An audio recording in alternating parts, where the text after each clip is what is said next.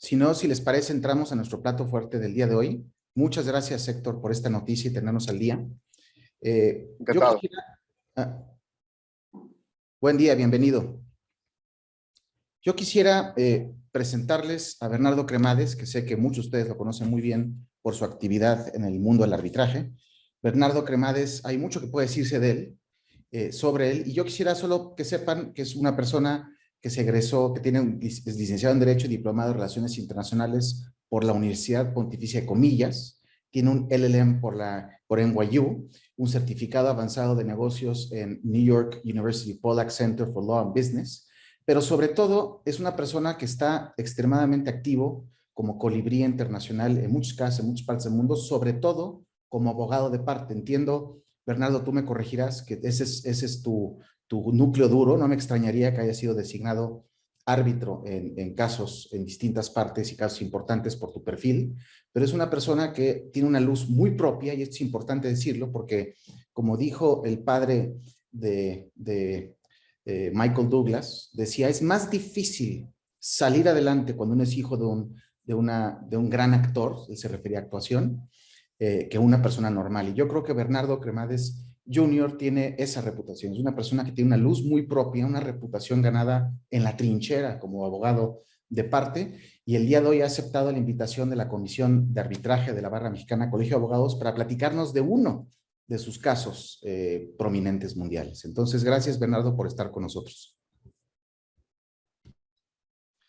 Muchas gracias, Francisco. Muchas gracias a la Barra Mexicana de Abogados por la invitación.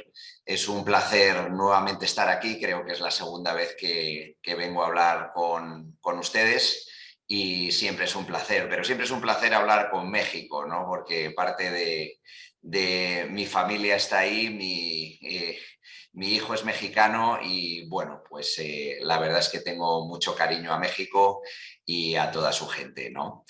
En el día de hoy les voy a hablar del caso de los herederos del sultán de Jolo contra Malasia, un caso que recientemente ha sido noticiable, ha estado en varios medios de prensa, en medios especializados de arbitraje, por su excepcionalidad y por las diversas aristas que tiene y sobre todo por la rareza y cuantía, ¿no? Es un caso que resultó recientemente en un laudo condenatorio contra el Estado de Malasia de 15.000 millones de dólares, ¿no? Segundo laudo arbitral más grande de toda la historia del que se tiene registro, ¿no?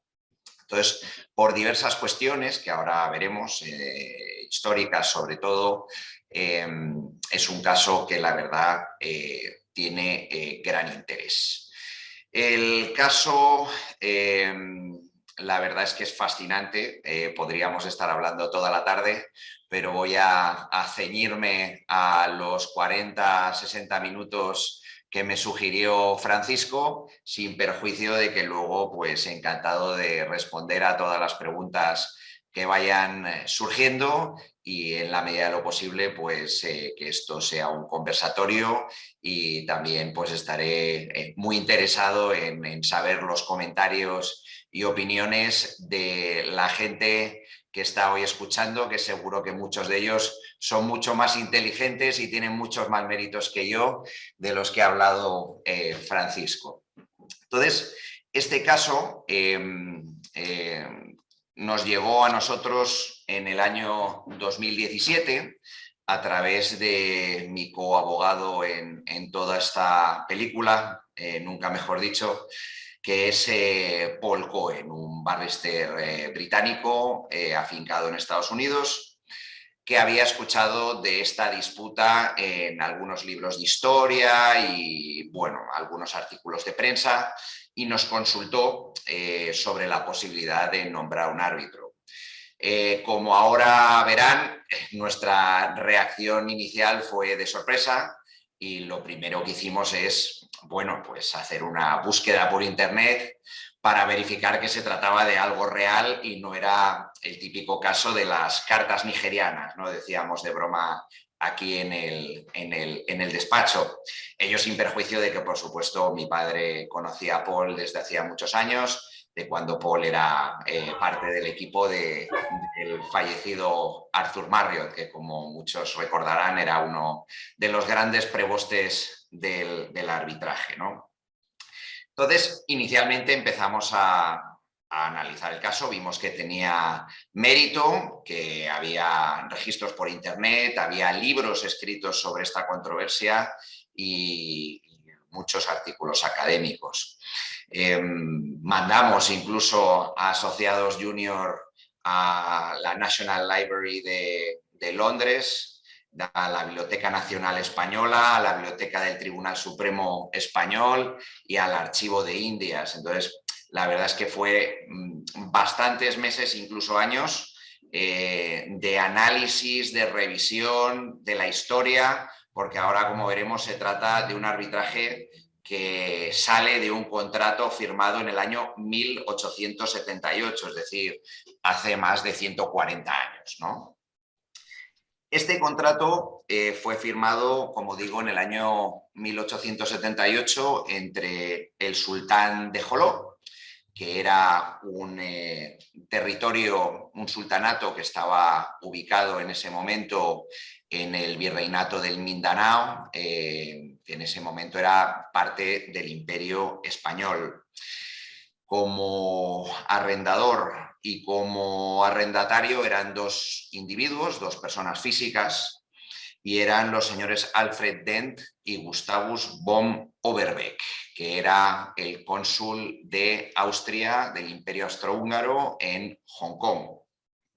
Este contrato, que estaba redactado originalmente en idioma, en yawi, que es malayo antiguo con caracteres árabes, se refería a el arrendamiento en perpetuidad de los derechos de explotación de los recursos naturales de ciertos territorios ubicados en la actual isla de Borneo, en concreto en el norte de la actual isla de Borneo, y ciertas islas adyacentes. En ese momento,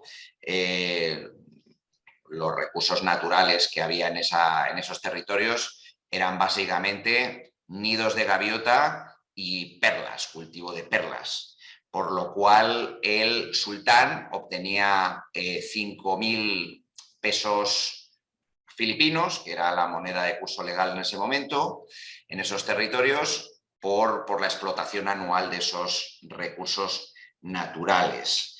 Hay una controversia que ha existido a lo largo de los años de diferencia de interpretación sobre una palabra que es clave en este contrato y es el término payak, que si uno busca la palabra payak, P-A-J-A-K, en Google, en el traductor de Google, aparece simplemente como arrendamiento. Y ahora, como veremos, su traducción correcta es arrendamiento.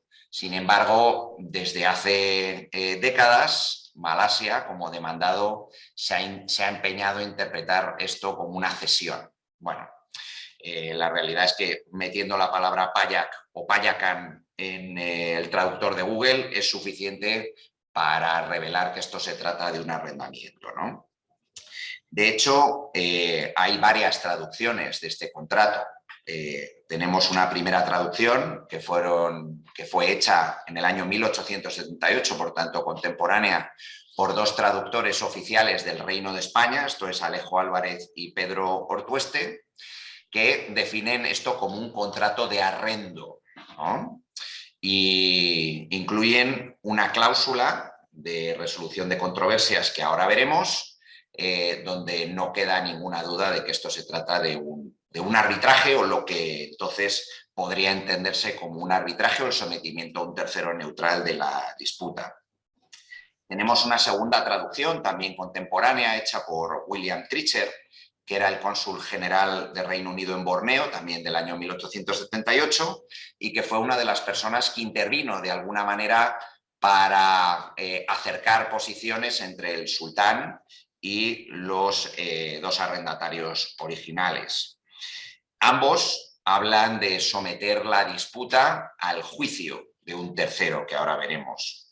Posteriormente, el profesor Coughlin de la Universidad de Yale, en el año 1946, también hizo una traducción totalmente desinteresada y mucho antes de que se generase o que tuviese lugar el actual arbitraje. Este profesor también definió en la cláusula de resolución de disputas como el sometimiento al juicio de un tercero.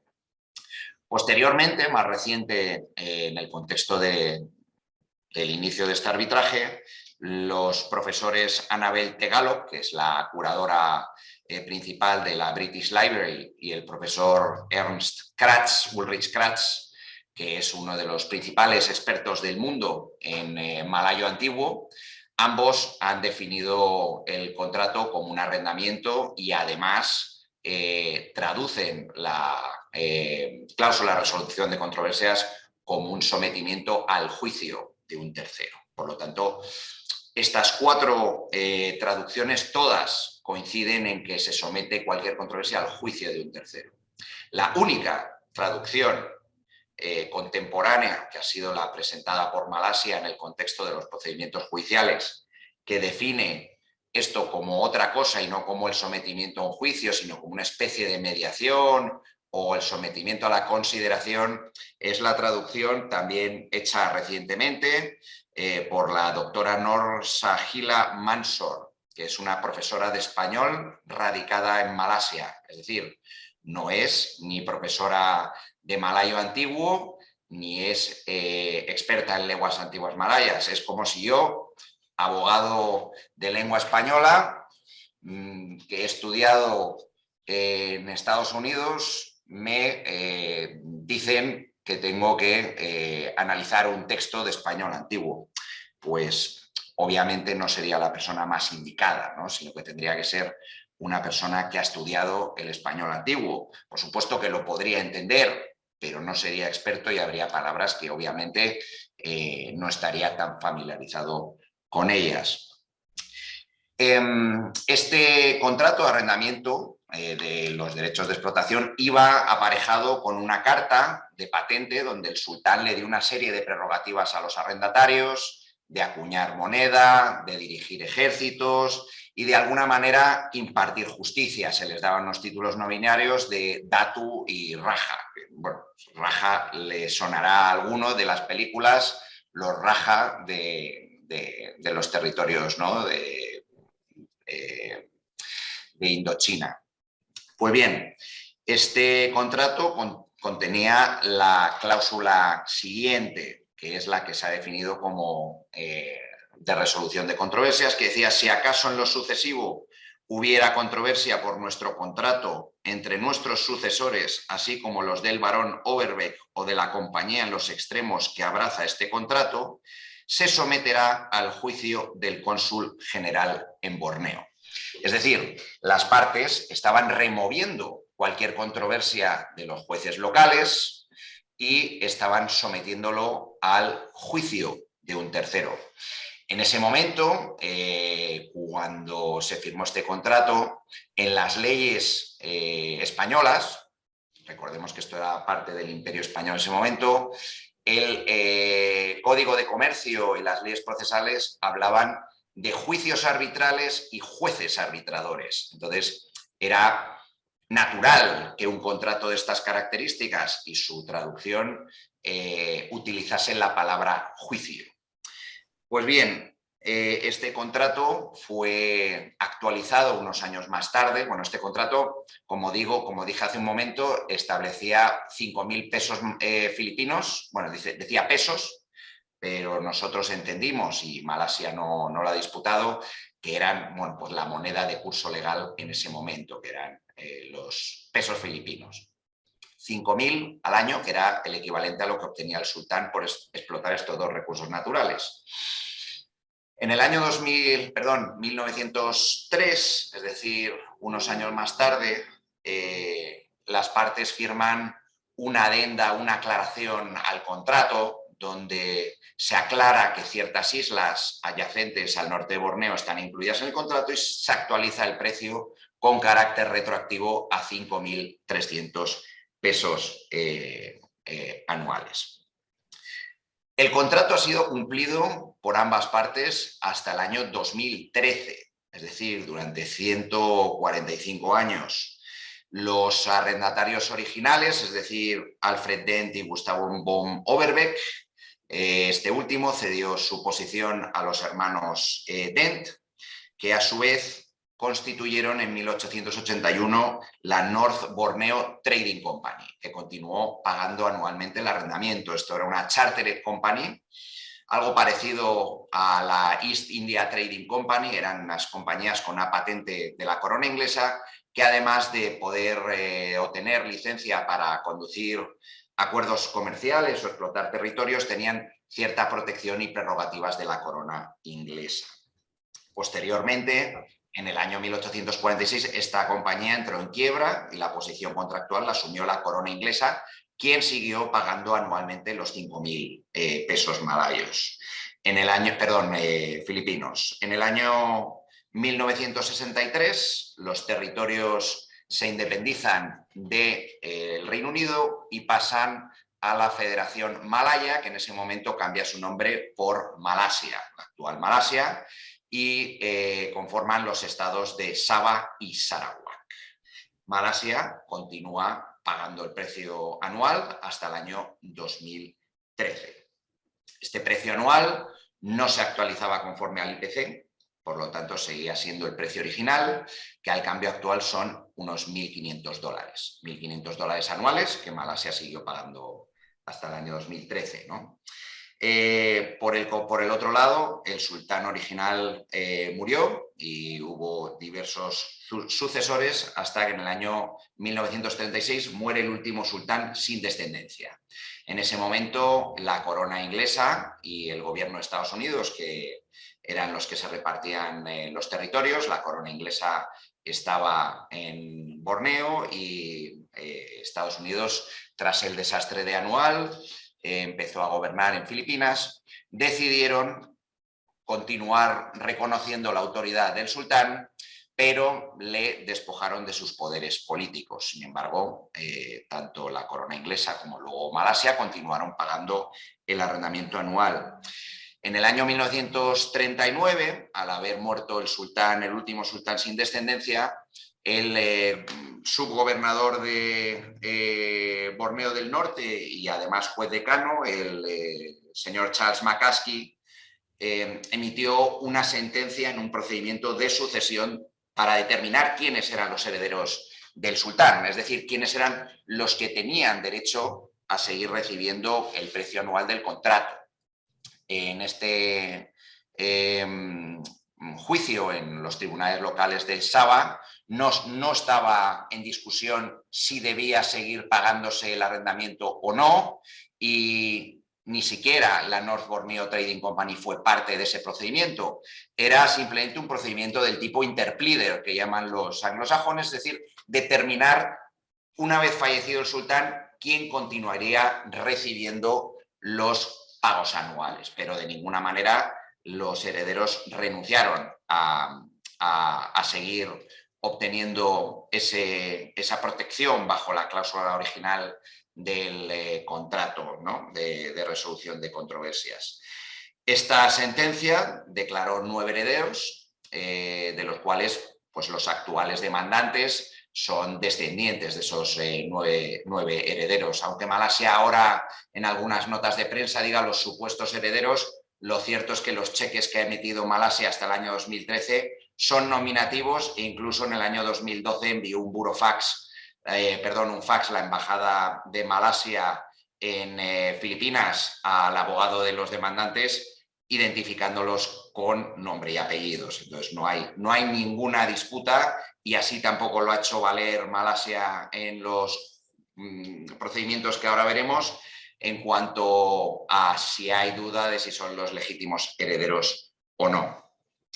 Ahora vemos que el contrato se ha ido cumpliendo por cada una de las partes durante 145 años, sin embargo la situación que hay hoy en día es muy distinta a la que había en su momento hace 145 años. En ese momento los recursos naturales eran perlas y nidos de gaviota, sin embargo en los años 60 se descubrió petróleo en los territorios. Bueno, Unos años antes, mucho después de firmar el contrato, se descubrió el motor de combustión, que no existía en ese momento. Posteriormente, en los territorios se descubrió en los años 60 petróleo y posteriormente en los años 80, 90 y principios de los 2000 reservas de gas. En estos territorios hoy están las principales reservas de petróleo y gas de Petronas, la compañía estatal de hidrocarburos de Malasia. Por tanto, es un tema, digamos, de seguridad nacional o de interés primordial para Malasia. También en los territorios, hoy el estado de Sabah es el principal productor de aceite de palma del mundo. Entonces es un negocio altamente lucrativo del cual el gobierno tiene mucho dinero cada año en recaudación de impuestos y royalties, ¿no? ¿Qué pasó? Que en el año 2013 un falso pretendiente de sultán, que no tenía la condición de heredero, invadió con una flotilla de 50 personas los territorios y declaró la independencia. Por supuesto, esta revuelta fue neutralizada por Malasia rápidamente. Sin embargo, Malasia utilizó este pretexto para dejar de pagar el arrendamiento anual. Esto es importante porque el arrendamiento anual y el contrato pues van más allá de los propios herederos del sultán y más allá del contrato en sí, ¿no? Porque los territorios están disputados por Malasia, por Filipinas y por Indonesia. De hecho, hubo un caso ante la Corte de Justicia Internacional entre Indonesia y Malasia sobre la soberanía de estos territorios. Y por otro lado, el presidente Duterte de Filipinas hace unos años amenazó a Malasia con ir a la guerra precisamente por estos territorios, porque son ricos en petróleo y gas.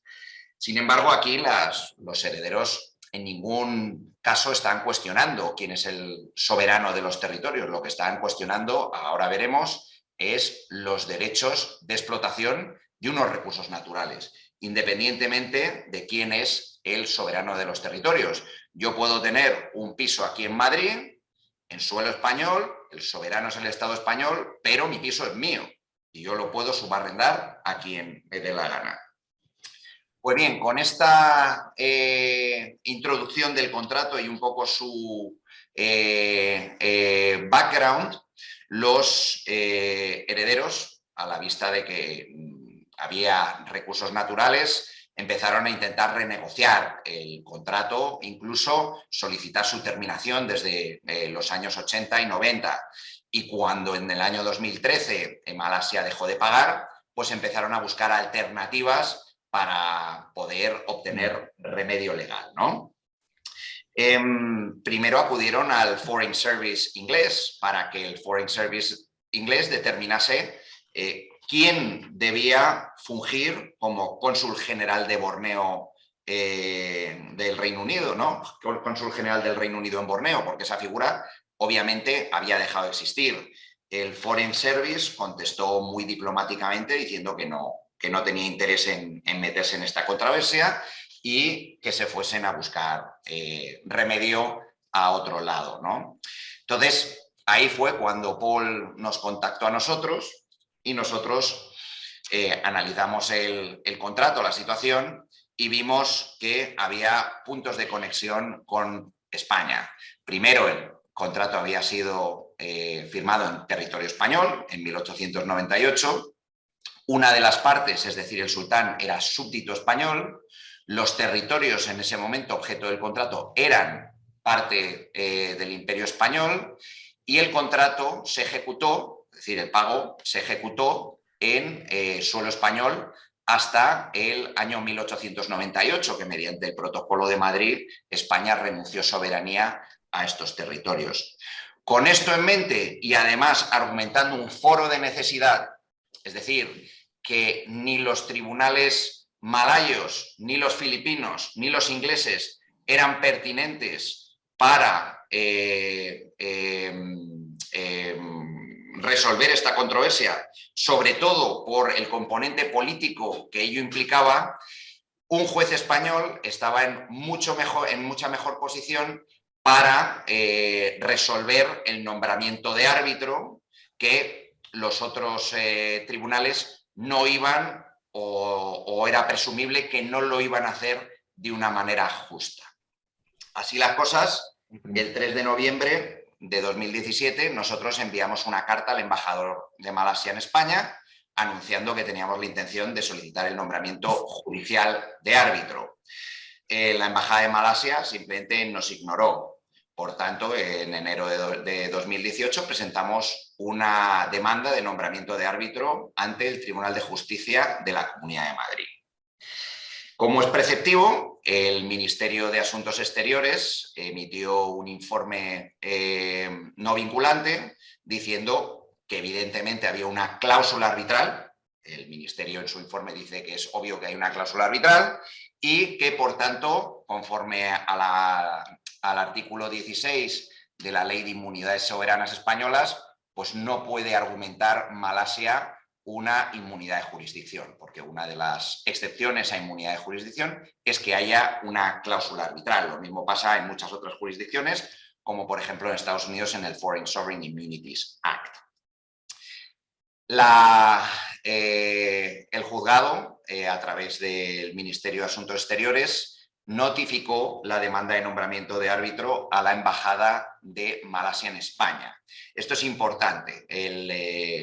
La notificación debe hacerse conforme a la Ley de Inmunidades de Jurisdicción y la Ley de Cooperación Jurídica Internacional, que en primer lugar refieren al Convenio de Viena de 1961. El Convenio de Viena dice que se debe hacer la notificación por conducto diplomático. ¿Vale? Entonces, conducto diplomático puede ser, por ejemplo, en la Embajada de España la Embajada de Malasia en España. Y además el propio convenio dice que las embajadas tienen facultades de representación y además el Tribunal de Justicia de la Unión Europea ha dicho que las embajadas son la representación permanente y pueden ejercer todo tipo de facultades de representación de los intereses de ese Estado.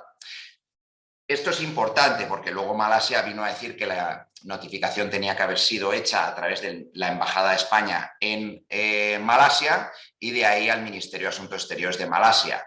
¿Por qué? Porque la Ley de Inmunidades de Jurisdicción dispone una excepción para los países que no han firmado el Convenio de Viena, donde se tiene que hacer de esa manera, porque no hay un Convenio de Viena que tiene prioridad que lo regule. Sin embargo, aquí tanto Malasia como España han firmado el Convenio de Viena y, por tanto, se podía hacer a través de la representación diplomática de Malasia en España. Esto importa retenerlo porque luego, como veremos, tiene una importancia trascendental en los eventos que acontecieron. En fin, Malasia no compareció, los documentos se entregaron a la Embajada de Malasia en España, se sellaron, hubo una nota verbal y las distintas comunicaciones del juzgado se siguieron notificando a la Embajada de Malasia en España, todas ellas con acuse de recibo y como Malasia no compareció, se le declaró en rebeldía. Así las cosas, el 29 de marzo de 2019, el Tribunal de Justicia de la Comunidad de Madrid, Superior de Justicia de la Comunidad de Madrid, dictó una sentencia de nombramiento de árbitro en la que dijo literalmente: pactado inequívocamente el sometimiento a arbitraje en los siguientes términos. Y leyó la cláusula arbitraje y continúa diciendo: no siento posible acudir al árbitro designado primigeniamente y sin que quepa apreciar en el ámbito limitado de cognición de este propio procedimiento restricción alguna de la voluntad de la parte demandada en la asunción de dicha cláusula compromisoria, debe procederse a la designación de árbitro interesada, sin entrar a decidir otras cuestiones, puesto que la actora cumplió escrupulosamente con el requisito material de la acción a la que hemos hecho referencia. En cuanto a la figura del cónsul general de Reino Unido en Borneo, el Tribunal Superior de Justicia aplicó una doctrina que está muy establecida en la jurisprudencia española y es que si es manifiestamente claro que las partes decidieron remover la disputa de los tribunales ordinarios y por tanto acudir a un tercero neutral. Si es imposible nombrar un árbitro mediante el mecanismo que las partes pactaron, el tribunal deberá integrar esa cláusula arbitral para nombrar un árbitro en lugar del mecanismo que las partes pactaron para designar el árbitro, ¿no? Entonces, bajo esa doctrina se decidió nombrar un árbitro y se solicitó a la Cámara de Comercio de Madrid 3 posibles candidatos, ¿no? Que fueron Gonzalo Estampa, Jesús Almoguera y Deva Villano, los cuales se procedió a una insaculación y salió designado como árbitro único Gonzalo Estampa. Gonzalo Estampa aceptó el nombramiento, por supuesto hizo las revelaciones pertinentes y Malasia no compareció y por tanto tampoco formuló observaciones sobre las revelaciones hechas por Gonzalo Estampa, y Gonzalo Estampa asumió el cargo e inició el arbitraje. Al iniciarse el arbitraje, el Attorney General de Malasia, es decir, el fiscal general del Estado, envió 2 cartas al árbitro. En la primera, Malasia rechazó la jurisdicción del árbitro y la jurisdicción de los tribunales españoles, pero reconoció la existencia del contrato, reconoció su incumplimiento desde 2013 y ofreció un pago por las cuotas pendientes desde 2013 y un compromiso a seguir pagando con un interés del 10% anual. La verdad es que cuando nosotros recibimos esta carta, la recibimos con gran sorpresa y alegría porque nos facilitaba gran parte del trabajo, porque ya Malasia estaba reconociendo que el contrato existía y que había un incumplimiento, ¿no? Por supuesto, ese ofrecimiento era condicionado a que se renunciase al arbitraje y de ninguna manera fue aceptado por los demandantes. Unos días más tarde, el 14 de octubre de 2019, Malasia volvió a escribir diciendo que, que rechazaba todo este procedimiento y que se reservaba las acciones legales pertinentes. En fin, el arbitraje continuó y unas semanas más tarde tuvo lugar la primera sesión con el árbitro, donde Malasia no compareció.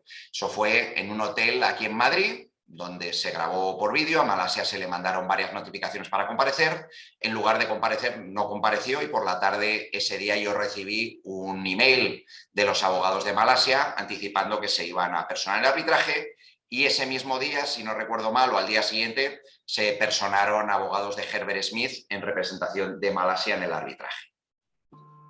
La personación de Herbert Smith duró unas semanas y posteriormente, sin ninguna explicación, renunciaron a esa personación. En lugar de seguir en el arbitraje, lo que hizo Malasia en diciembre de 2019 fue presentar una anti-suit injunction en tribunales malayos, donde obtuvieron una orden diciendo básicamente de un juez local, de manera, por supuesto, sin la participación del árbitro ni de los demandantes, quienes eran demandados en ese anti-suit injunction en Malasia, una orden diciendo por parte de un tribunal local en el Sabah, diciendo que no existía convenio arbitral y ordenando al árbitro y a los demandantes a paralizar el arbitraje. Esa orden fue notificada a Malasia y Malasia pues, preguntó a las partes qué opinaban. En ese momento, y citando la mejor doctrina de Francisco González de Cosio, instamos al árbitro para que ignorase el anti-suit injunction, que por lo demás no están permitidas ni en la ley de arbitraje española ni en la Unión Europea. Ya hay varios precedentes del Tribunal de Justicia de la Unión Europea, el caso de West Tankers, de Gazprom, donde el Tribunal de Justicia de la Unión Europea ha dicho que las anti-suit injunctions no tienen cabida en el espacio jurídico europeo. Por tanto, el árbitro decidió seguir adelante. Total, que presentamos nuestro memorial de jurisdicción, donde dijimos evidentemente que había cláusula arbitral, en línea con lo que ya había dicho el Tribunal de Justicia de la Comunidad de Madrid, el Ministerio de Asuntos Exteriores, y la lógica es evidente que las partes habían removido esta controversia de los tribunales ordinarios para que un tercero neutral decidiese en caso de controversia. Y por otro lado, argumentamos que la ley aplicable a la controversia, al fondo de la controversia, eran los principios de Nidra. Y ello por cuanto en varios precedentes, sobre todo aquellos arbitrajes de gas y petróleo en Oriente Medio en los años 70, había una línea consolidada de precedentes donde en contratos donde una de las partes era un Estado, si las partes no habían pactado el derecho aplicable, no tendría sentido que el ente privado aceptase el derecho aplicable del Estado, ni el Estado firmante aceptase un derecho foráneo. Entonces, lo que habían decidido estos tribunales en los años 70 era que lo más lógico era pensar que las partes decidirían acudir a los principios generales del derecho. Pues bien, nosotros lo que le argumentamos al árbitro único es que los principios generales del derecho a día de hoy están cristalizados en los principios de Nidra de 2016.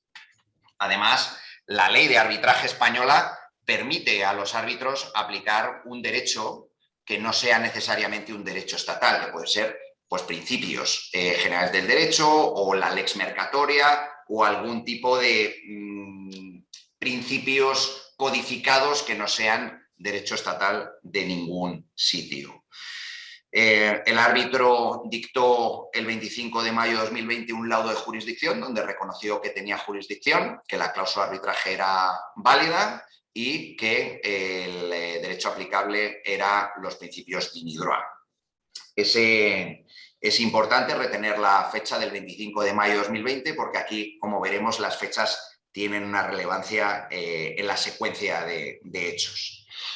En esas circunstancias, el árbitro abrió la fase de méritos. En la fase de méritos, los demandantes hacían 3 reclamaciones sustantivas con base a los principios de Nidra. La primera, que había un incumplimiento esencial por parte de Malasia del contrato, por cuanto habían venido incumpliendo su obligación principal, que era la de pago, desde el año 2013. En segundo lugar, o alternativamente, se hizo un argumento de rebus sic stantibus, es decir, de cambio sobrevenido de circunstancias o hardship, por cuanto el contrato, 145 años después, las circunstancias que rodeaban al contrato eran materialmente distintas y se cumplían todos los requisitos del hardship. En primer lugar, el carácter del contrato original había sido alterado. En el momento de la firma del contrato, los recursos naturales principales de la isla eran perlas y nidos de gaviota y a día de hoy los recursos naturales son gas, petróleo y aceite de palma. En segundo lugar, el valor de la contraprestación de una de las partes había disminuido drásticamente y ello por cuanto los demandantes seguían obteniendo unos $1.500 al año, mientras que Malasia desde el año 2013 hasta el año 2020 había obtenido solo en esos años unos 28.000 millones de dólares solo por estos recursos naturales. Y hasta el año 2040, que es de lo que hay registro de las reservas de petróleo de los pozos de los yacimientos existentes, se preveía que Malasia iba a obtener unos 95.000 millones de dólares. Y ello solo a cambio de $1.500 anuales. Los eventos relativos al cambio de circunstancias obviamente ocurrieron tras la firma del contrato y las partes no podían, es decir, no podían anticipar que se iban a encontrar petróleo, gas y desarrollar una industria de aceite de palma por cuanto esas industrias ni siquiera existían en el momento de la firma del contrato. Es decir, entre otras cosas, el motor de combustión ni siquiera había sido inventado y tampoco se había descubierto petróleo. Y si se hubiese descubierto petróleo, sería inservible o sería incluso, disminuiría en ese momento el valor de los territorios porque no se podría cultivar nidos de gaviota ni perlas en esos trozos de territorio que fuesen empantanados por gas y petróleo, ¿no? Y, por supuesto, las circunstancias estaban, o el cambio de circunstancias estaba fuera del control de las partes. Y, en último lugar, hay una disposición, al igual que ocurre en derecho español y en muchos otros derechos civiles, que los contratos de duración indefinida pueden ser resueltos por cualquiera de las partes en cualquier momento. Entonces, con estos 3 argumentos en mente, Nosotros lo que le pedimos al árbitro es que bien resolviese el contrato con la reintegración de las contraprestaciones o que bien revisase el precio del contrato para actualizarlo al valor anual que Malasia obtenía por la explotación de estos territorios. Las bases para calcular el valor de estos derechos, como digo, se hizo conforme al gas, al petróleo y al aceite de palma, y esto nos daba una reclamación creo que la revisión del contrato daba una renta de unos 700 millones de dólares al año, o si se resolvía el contrato, según los principios de UNIDROA, deberían restituirse las contraprestaciones, pero como era previsible que Malasia no iba a devolver las contraprestaciones, lo que prevén los principios de UNIDROA es que se cambie eso por una compensación monetaria que nosotros calculábamos en unos 32.000 millones de dólares. 32.000 millones de dólares que se calculaban como el valor de los flujos de caja obtenidos por Malasia desde el año 2013 hasta la fecha del arbitraje, y se hacían unas proyecciones a futuro de lo que Malasia obtendría. En cuanto al gas y al petróleo, solo había proyecciones hasta el año 2044, entonces se hizo un análisis de flujo de caja descontados hasta ese momento y luego se calculó una perpetuidad, y con relación al aceite de palma, como eso es algo que el cultivo se va regenerando, lo que se hizo es calcular el histórico y luego hacer una perpetuidad. Y eso nos daba inicialmente unos 100.000 millones de dólares. Sin embargo, obviamente, los demandantes no podían explotar el territorio si se les hubiese devuelto el territorio. Necesitarían un operador, y ellos obtendrían de alguna manera una parte del beneficio. Por tanto, lo que hicimos es decirle al árbitro que de esos más o menos 100.000 millones de dólares, solamente se les concediese a los demandantes un porcentaje que nosotros calculábamos entre un 15 y un 5%, dependiendo de una serie de parámetros. Al final, el árbitro, como veremos, decidió un 10%, que es un poco más o menos equivalente a lo que obtiene por ciertos recursos naturales el estado de Sabah anualmente. Y también se expusieron varios ejemplos de diversas familias reales de países productores de petróleo, del royalty que tienen con el Estado anualmente, de los beneficios que les dan de royalty los yacimientos petrolíferos. Se analizaron países de África, de Oriente Medio, etcétera, ¿no? Y al final, pues nosotros creíamos que debía aplicarse ese porcentaje, y es finalmente lo que el árbitro hizo. También era importante la moneda en la que debían calcularse los daños. La industria petrolífera internacional se maneja en dólares, y el aceite de palma en el mercado internacional se compra y vende en dólares. Por tanto, una compensación en ringgit, que es la moneda local de Malasia, no era pertinente, porque eso podría forzar a los demandantes a sufrir daños adicionales de acuerdo con el riesgo cambiario. Pues bien, con todo esto sobre la mesa, se celebró una audiencia el 15 y 16 de febrero de 2021 online, donde Malasia nuevamente no compareció, sin perjuicio de que, si no lo he dicho, lo vuelvo a decir, en todo momento el árbitro y las partes y los demandantes fueron enviando copia de todos los documentos, de todos los escritos, de todas las órdenes, tanto al presidente de Malasia como al Attorney General, a la embajada de Malasia en España, y todo ello por correo certificado y por email.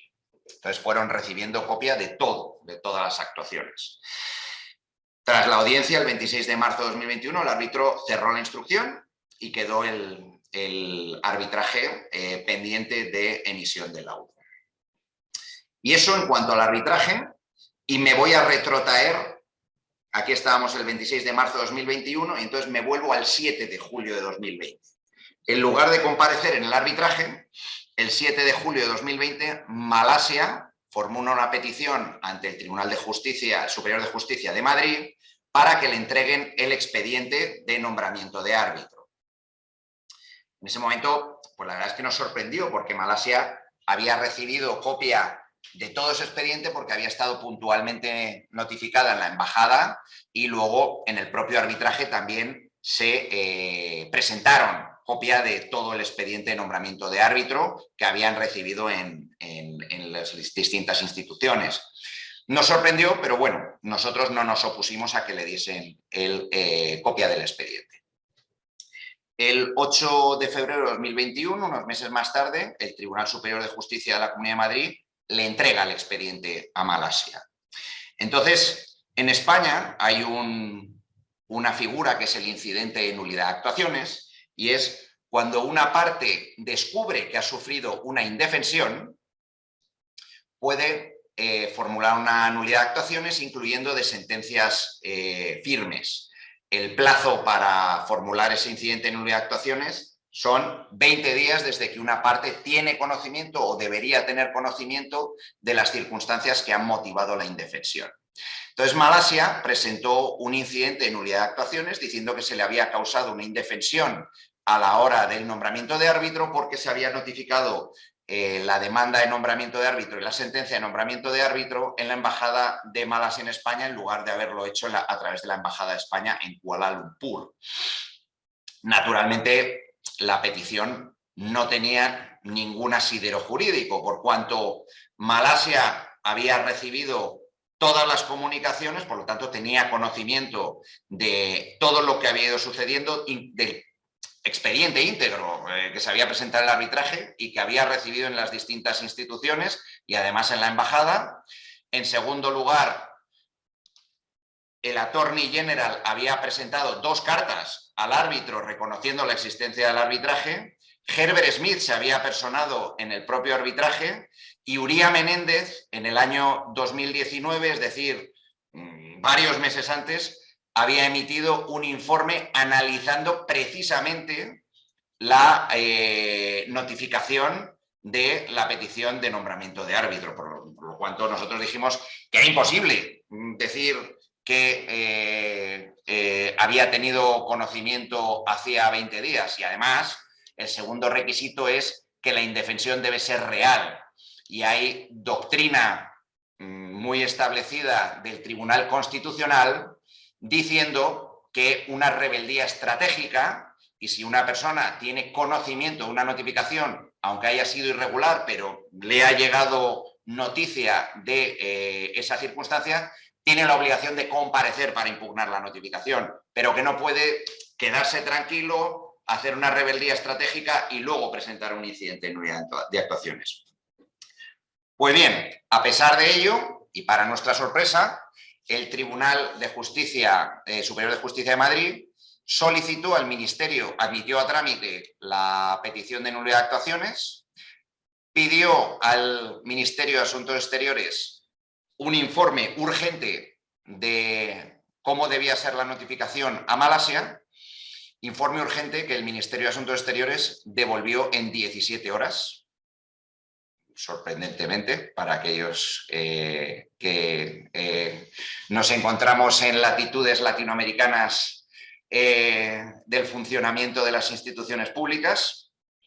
Y obviamente este trámite de solicitud de informe urgente ni está previsto en la ley, ni había urgencia, ni estaba justificada su emisión, ¿no? Bueno, a pesar de ello, lo pidió el Tribunal de Justicia de Madrid, y el Ministerio de Justicia respondió, perdón, de Asuntos Exteriores respondió en 17 horas. Con esto, el Tribunal Superior de Justicia dictó una nulidad de actuaciones por 2 votos a 1, diciendo que había una indefensión de Malasia, indefensión que no explicó, y anuló el nombramiento de árbitro. Con un voto disidente de Jesús María Santos Vijande, diciendo que no había por dónde aceptar la posición de sus compañeros de tribunal, por cuanto Malasia había estado puntualmente informada de todas las actuaciones y fue conociendo durante todo momento todo lo que sucedía y tenía copia del expediente, pero es que además tampoco había una indefensión real porque en su lugar había una rebeldía estratégica. Pues bien, con esta decisión se anulaba el nombramiento de Gonzalo Estampa y se reiniciaba otra vez el procedimiento de nombramiento de árbitro. Procedimiento de nombramiento de árbitro que eventualmente nuestros clientes renunciaron a nombrar un árbitro porque consideraban que esa decisión de anulación iba en contra de la ley y de la jurisprudencia establecida del Tribunal Constitucional y que ya tenían un árbitro que había sido válidamente nombrado y que estaba a expensas o pendiente de emisión de laudo. Pues bien, con estos antecedentes en mente, el árbitro decide suspender el procedimiento arbitral, que estaba pendiente, como dijimos, desde el 26 de marzo de 2021. Con esta sentencia o este auto de 7 de... ¿dónde fue? De 5 de julio de 2021, el árbitro decide suspender el arbitraje y le pide a las partes que cuando hubiese novedades, que por supuesto que le informase. En paralelo, Malasia impugna el laudo de jurisdicción que había sido emitido un año atrás. Lo impugna en Madrid, por cuanto la sede era Madrid.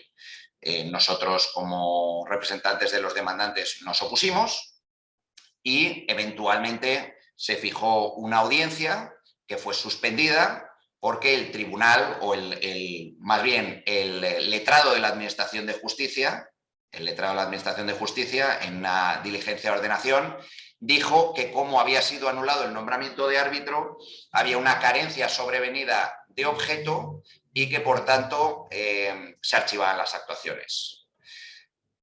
La verdad es que nos quedamos un poco perplejos, ¿no? Porque que se anule el procedimiento de nombramiento de árbitro no significa que se anulen las actuaciones arbitrales ni tampoco el laudo arbitral.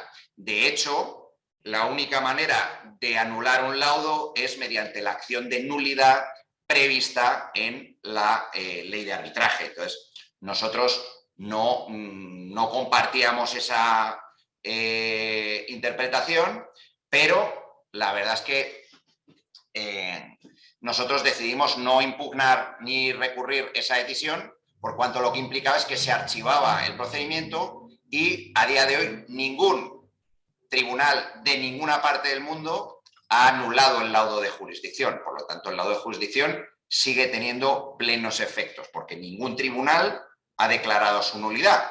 Y además, en una opinión disidente posterior, en otro trámite, el propio Jesús María Santos Vijande dijo tajantemente que la única manera de anular ese laudo es mediante una acción de nulidad que no ha sido resuelta en España.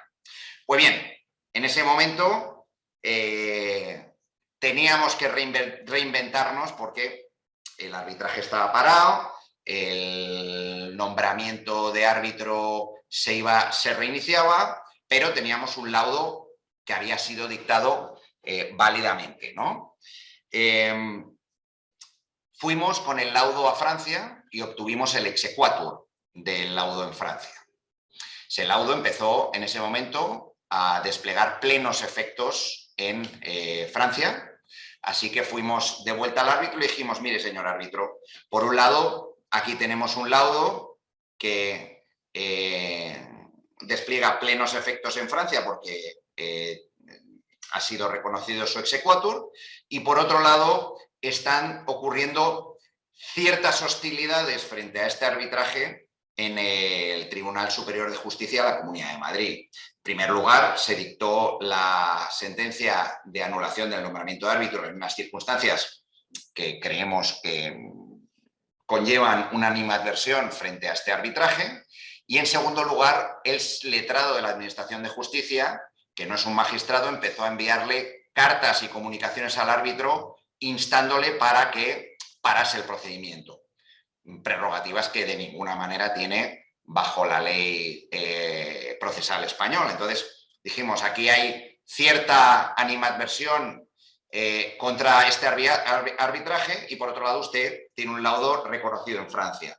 Por lo tanto, siguiendo el precedente del arbitraje de impugna y varios artículos del profesor Lalif, solicitamos al árbitro que modificase la sede del arbitraje y la trasladase a París y continuase el arbitraje. Como la cláusula arbitral original no contenía una sede del arbitraje, el árbitro tenía plena libertad para fijar la sede del arbitraje. Algo que incluso en impugna no existía. En impugna la sede era Yakarta, y cuando un tribunal de Yakarta emitió una anti-suit injunction contra el tribunal arbitral, a pesar de ello, lo trasladó la sede a La Haya y emitió el laudo. Pues aquí, pues con mucha más razón, ¿no? Porque en definitiva no había un lugar del arbitraje fijado. Total, que el árbitro, en una decisión muy bien fundamentada, decidió trasladar la sede a París y continuar el arbitraje. Este cambio de sede tuvo lugar el 2 de noviembre de 2021. Y el 17 de diciembre de 2021, con el arbitraje todavía en marcha, la instrucción cerrada y el árbitro redactando el laudo, el despacho Bredan Prat, en representación de Malasia, escribió una carta en tono amenazante al árbitro, instándole a no emitir el laudo final. Y además le informó de que el presidente de la Corte de Apelaciones de París había dictado una orden donde de alguna manera se suspendía la ejecución del exequatur. La suspensión del exequatur no es que el exequatur deja de tener validez. Lo que impide es que los demandantes pudiesen ejecutar ese laudo, es decir, embargar cuentas bancarias, bienes, etcétera, pero de ninguna manera dejaba de tener efectos o desplegar efectos jurídicos ese laudo de jurisdicción en Francia. Y por supuesto el árbitro no había sido parte de ese procedimiento de orden de suspensión, sino que solamente se dirigía a los demandantes.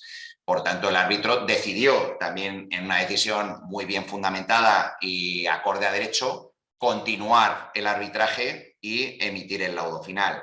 Malasia, a través del mismo despacho, envió una segunda carta también en tono amenazante, totalmente fuera de lugar, que también fue rechazada por el árbitro, y finalmente el 28 de febrero del año corriente el árbitro dictó un laudo de 14.920 millones de dólares, con sede en París. Ese laudo, pues la verdad es que ha generado bastante revuelo por las circunstancias que rodean a este arbitraje y, bueno, pues ahora veremos los otros procedimientos que hay en marcha en relación con todo este asunto, ¿no? En paralelo tenemos que un primer procedimiento paralelo en España ante el Tribunal Constitucional, que fue presentado el 5 de noviembre de 2021 por nuestros clientes, y es un recurso de amparo contra la decisión de anulación o de nulidad de actuaciones del nombramiento de árbitro.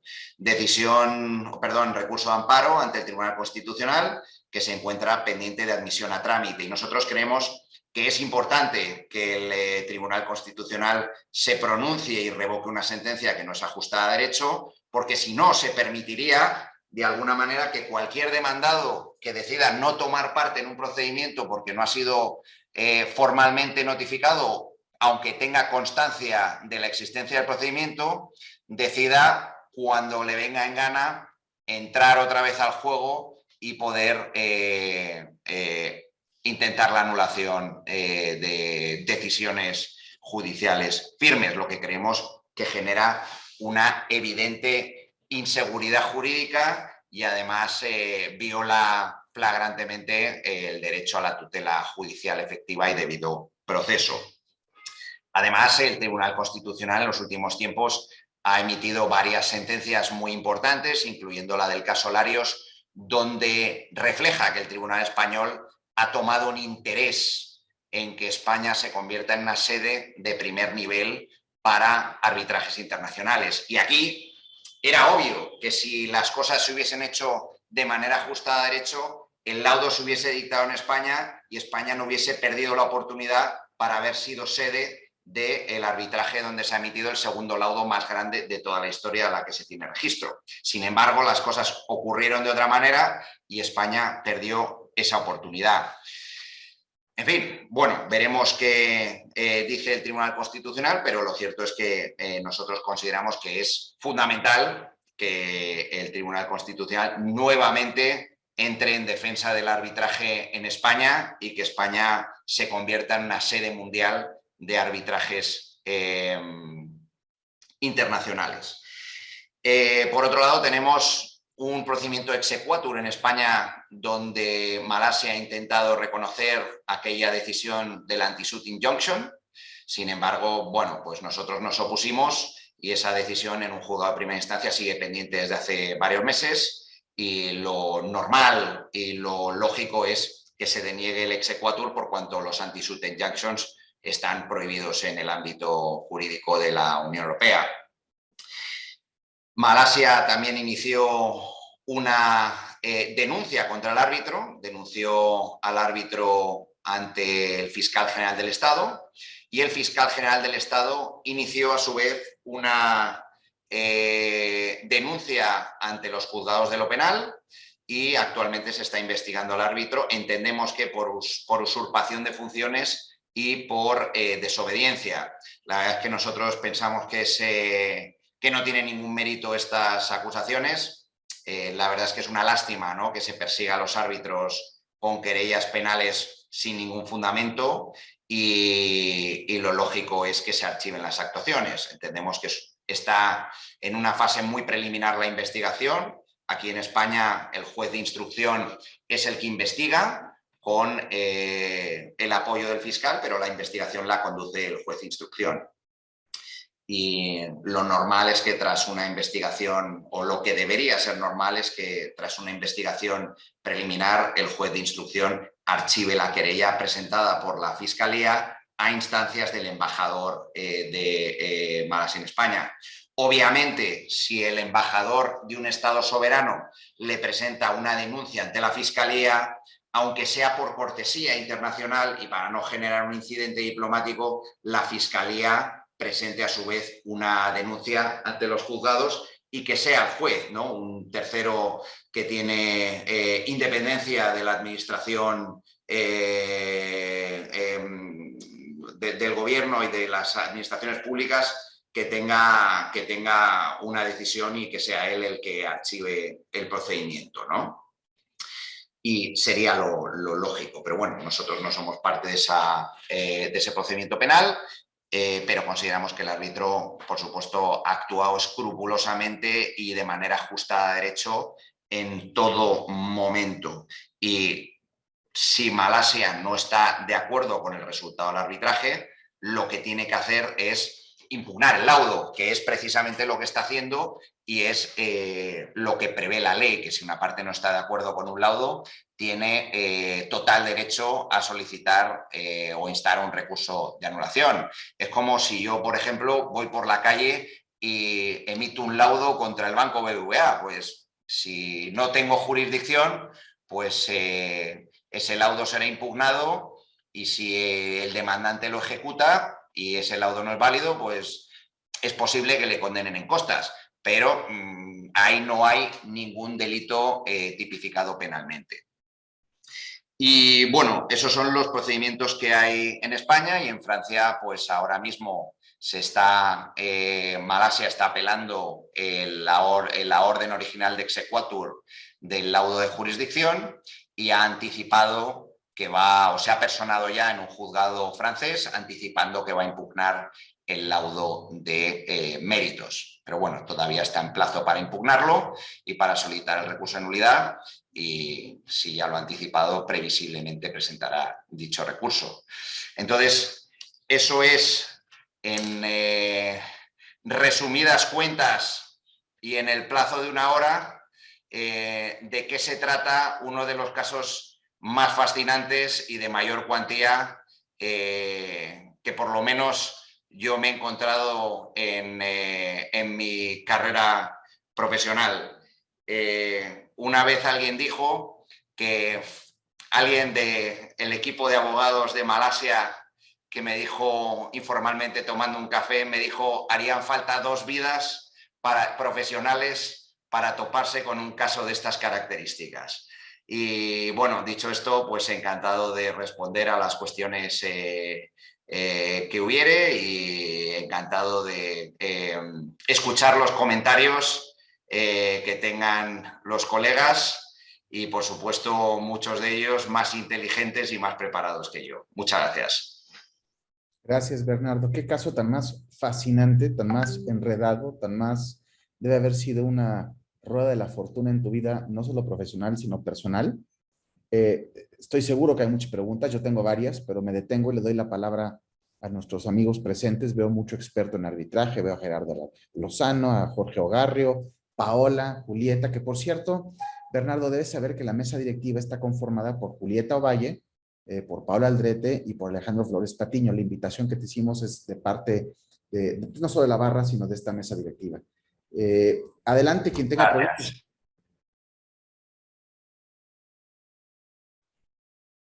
Gerardo, adelante. Bernardo, muchas gracias y qué bárbaro. Como dice Francisco, un caso fascinante, fascinante sin lugar a dudas. Un tema que me llama la atención dentro de, bueno, hay muchos, ¿no? Pero dentro de todo esto, ¿qué tanta dificultad encontraron ustedes para que el árbitro decidiera aplicar principios UNIDROIT como la ley aplicable al contrato, dado que no había una ley estatal como tal? Bien, la ley de arbitraje española dispone, y esto ya no hay ningún tipo de controversia, que un árbitro puede aplicar un derecho paraestatal o un conjunto de principios que necesariamente no sean el derecho de un Estado. Entonces nosotros, en primer lugar, presentamos un informe pericial legal del profesor Eckhard Broderman, que es uno de los principales eruditos del mundo en materia de principios de UNIDROIT, donde él, a través de un análisis de múltiples decisiones judiciales, arbitrales, comunicaciones de estados y resoluciones de Naciones Unidas, evidenció que los principios de UNIDROIT recogen o cristalizan de cierta manera los principios generales del derecho. Y luego, por otro lado, hay bastantes precedentes de arbitrajes internacionales donde una de las partes era un Estado en un contrato de naturaleza comercial, como este, que se trata de un contrato de naturaleza comercial, donde a falta de un derecho aplicable pactado por las partes, el árbitro o los árbitros decidieron aplicar principios generales del derecho. Pues con todo esto nosotros le presentamos un memorial conjuntamente con la pericial de Eckhard Broderman al árbitro, y el árbitro, en un laudo de jurisdicción bastante detallado y con un razonamiento brillante, llegó a la conclusión de que los principios de UNIDROIT era el derecho más pertinente para aplicar al fondo de la controversia. Gracias, Bernardo. ¿Alguien más? ¿Alguna pregunta? Jorge, adelante. Francisco, Bernardo, muchísimas gracias por tu interesantísima plática. Yo coincido contigo. Yo creo que un caso tan interesante harían falta más de 2 vidas profesionales para que te lo volvieras a topar. Qué suerte que tuviste la oportunidad de participar en él. Y yo invitaría tanto a Francisco como a la mesa directiva de la Comisión de Arbitraje de la Barra a que te volviera a invitar en unos meses, a lo mejor 8 meses, 6 meses, para que nos digas una actualización de qué es lo que pasa con todos los procedimientos que siguen en curso. Sería muy interesante ver en qué acaba este tema. Y una pregunta muy rápida, ya a lo mejor lo mencionaste, pero se me pasó. Entendí que en un inicio, en 1870 y tantos, el arrendatario en el contrato era una persona física, de algún nombre, no me acuerdo, con algo. ¿Cómo fue que pasó de esa persona física a ser el Estado de Malasia? la parte arrendataria en este procedimiento. A lo mejor se me fue ese dato. Sí, bueno, aunque el contrato se llame arrendamiento, en Europa hay unas figuras afines, como son los censos, por ejemplo, o la enfiteusis, son figuras arcaicas donde un propietario le cede una posición a otro propietario, pero sigue reteniendo cierta propiedad. Pero bueno, eso no es lo relevante, ¿no? Lo relevante es que aquí el arrendatario originalmente eran dos individuos, dos personas físicas. Esas personas físicas le vendieron o pasaron su posición a una Chartered Company, a la North Borneo Trading Company, que a su vez le pasó su posición tras su quiebra en 1946 a la corona británica, y cuando los territorios se independizaron en el año 63 del Reino Unido, pasaron a ser parte de Malasia. Malasia continuó pagando el precio, ¿no?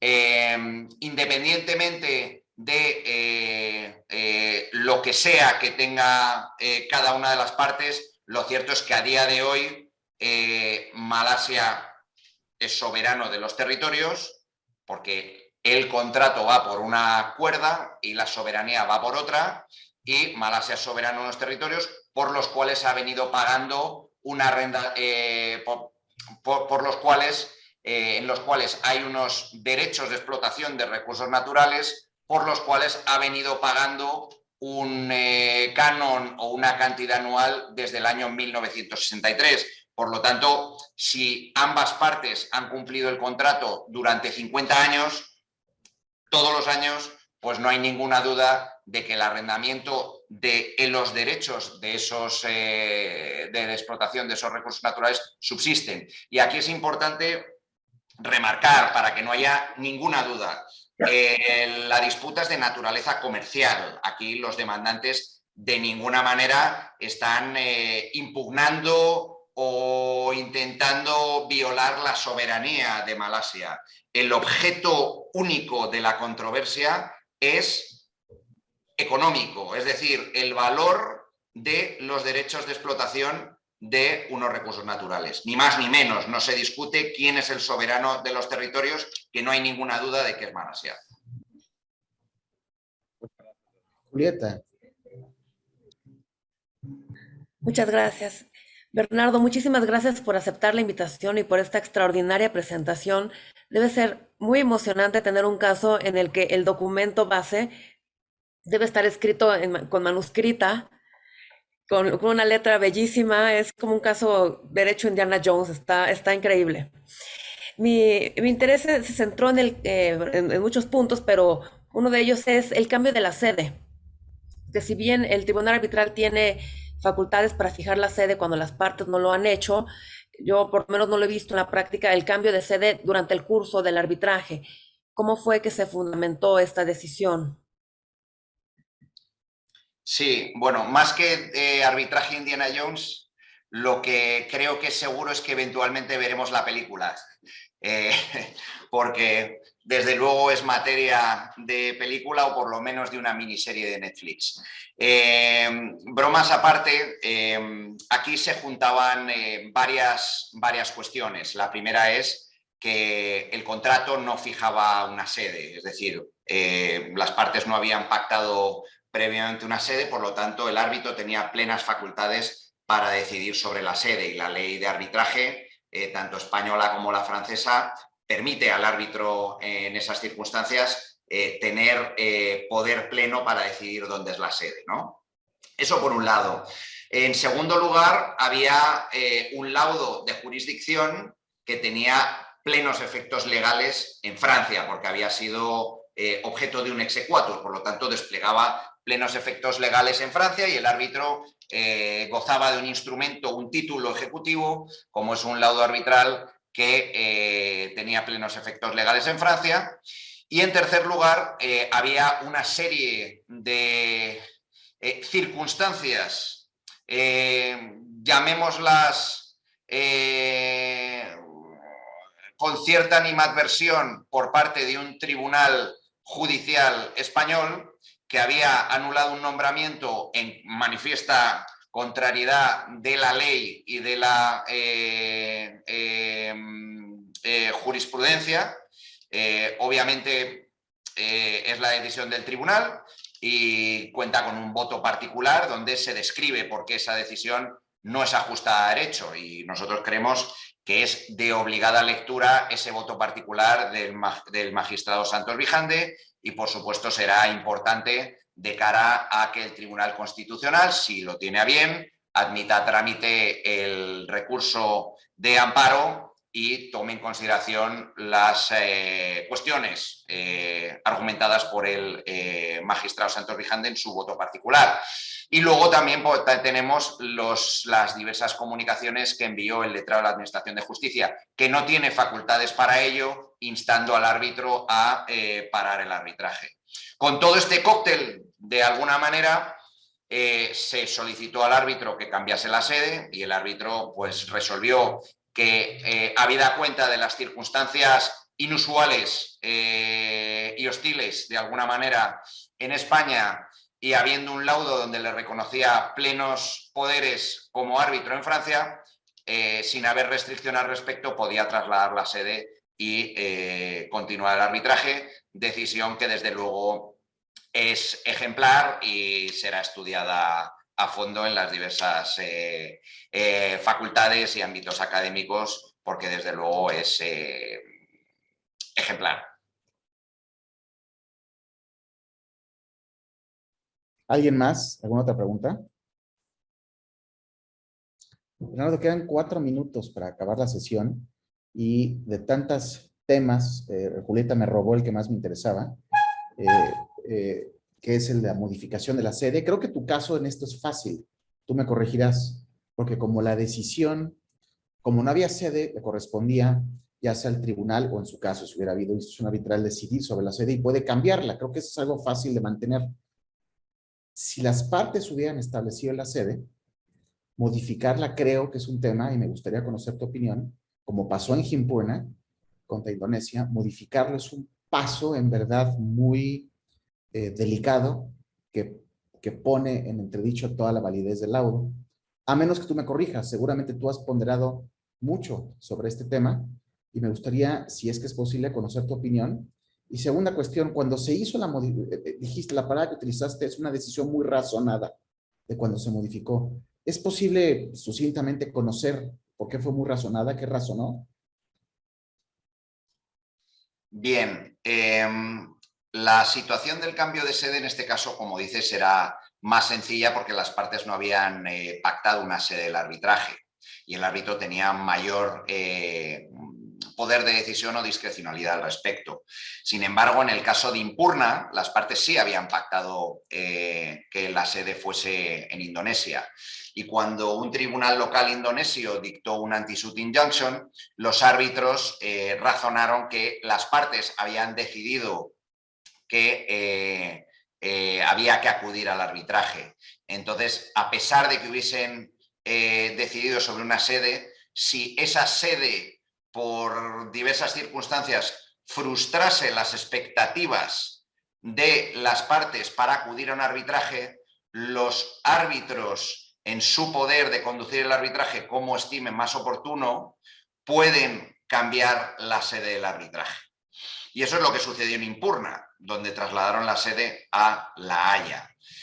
Aquí ese pacto sobre sede no existía y el árbitro básicamente razonó en términos análogos. Dijo, las partes han querido que haya un arbitraje, a mí me han nombrado un tribunal de arbitraje, he emitido un laudo de jurisdicción, ese laudo de jurisdicción tiene plenos efectos en Francia y hay unas circunstancias inusuales donde el árbitro está recibiendo ciertas presiones por las instituciones locales y, por tanto, para cumplir su deber como árbitro, porque recordemos que una vez que una persona acepta un nombramiento como árbitro, tiene el deber de cumplir su mandato, pues lo oportuno y pertinente era trasladar la sede a Francia. Muchas gracias. El Gimpuera me tocó a mí un poco, hace mucho, cuando se emitió hace 22 años, y ese razonamiento que acabas de reflejar es uno que siempre me generó la duda de cómo el objetivo de tener un arbitraje eficaz puede, la tensión de es lo que pactaron las partes, por un lado, sede, y por otro, pactaron un arbitraje y el arbitraje debe funcionar, como una premisa te puede mover la otra. Y como decía, en tu caso está fácil porque no viene de las partes, pero cuando no viene es una de esas, no sé si estás de acuerdo, unos grandes debates si puedes o no hacerlo. Mi inclinación es que con casos como el que tú viviste y Gimpuena es una buena idea hacerlo, y eso me lleva al último punto en el minuto que nos queda. Qué lástima que haya pasado lo que pasó de tanta interferencia y que se haya perdido la oportunidad que tú atinadamente mencionas de Madrid, de España, como sede. ¿A qué le atribuyes? ¿Cuál es el gran corolario o tu lección, lo que has aprendido? ¿Por qué se prestaron a ello?